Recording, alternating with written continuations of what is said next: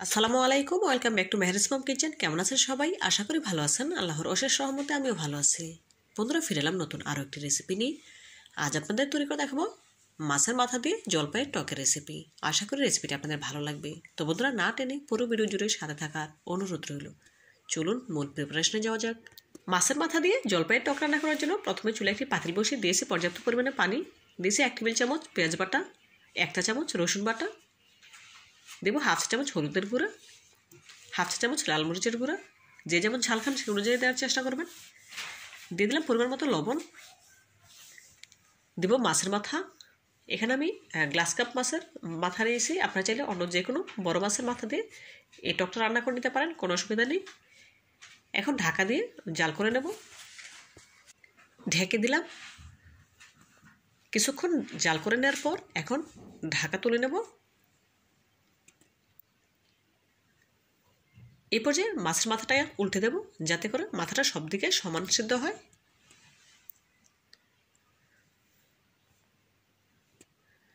আবারও ঢেকে দেব, যাতে করে মাছটা খুব ভালোভাবে সিদ্ধ হয়ে যায়। দেখুন, ঢেকে দিলাম। আবারও ঢাকা তুলে নিচ্ছি। এই পর্যায়ে ঝোলটা কিন্তু অনেকটাই কম এসেছে, দেখেই বুঝতে পারছেন। মাছের মাথাটাও পুরোপুরি সেদ্ধ হয়ে গিয়েছে। এখন খুন্তির সাহায্যে মাছের মাথাটা ভেঙে নেব।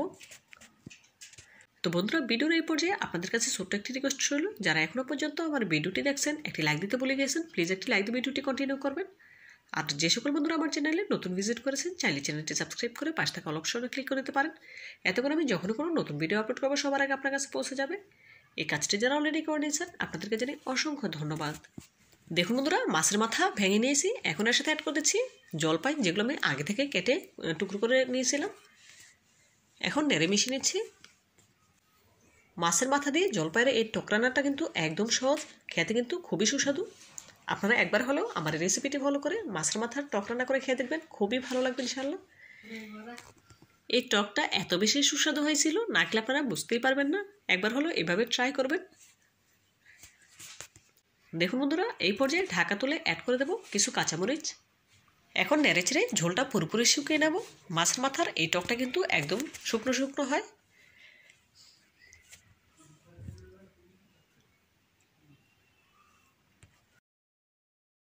দেখুন বন্ধুরা, এই পর্যায়ে ঝোলটা কিন্তু অনেকটাই শুকিয়ে এসেছে, দেখেই বুঝতে পারছেন। এখন মাথার যে বড় বড় কাঁটাগুলো ছিল সেগুলো তুলে ফেলে দেব। দেখুন, বড় কাঁটাগুলো তুলে ফেলে দিচ্ছি। আমি এখানে পরিমাণ মতো লবণ অ্যাড করেছি, সেই জন্য আর লবণ দেওয়ার প্রয়োজন পড়েনি। আপনারা অবশ্যই লবণটা টেস্ট করে নেবেন। প্রয়োজন পড়লে সামান্য একটু লবণ অ্যাড করে দেবেন।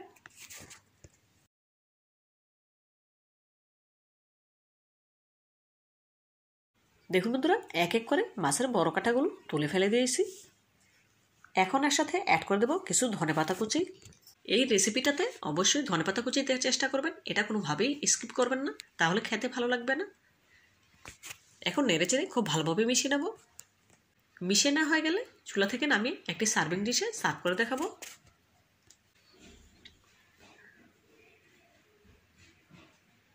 দেখুন বন্ধুরা, গ্যাসের ফ্লেম অফ করে দিয়েছি।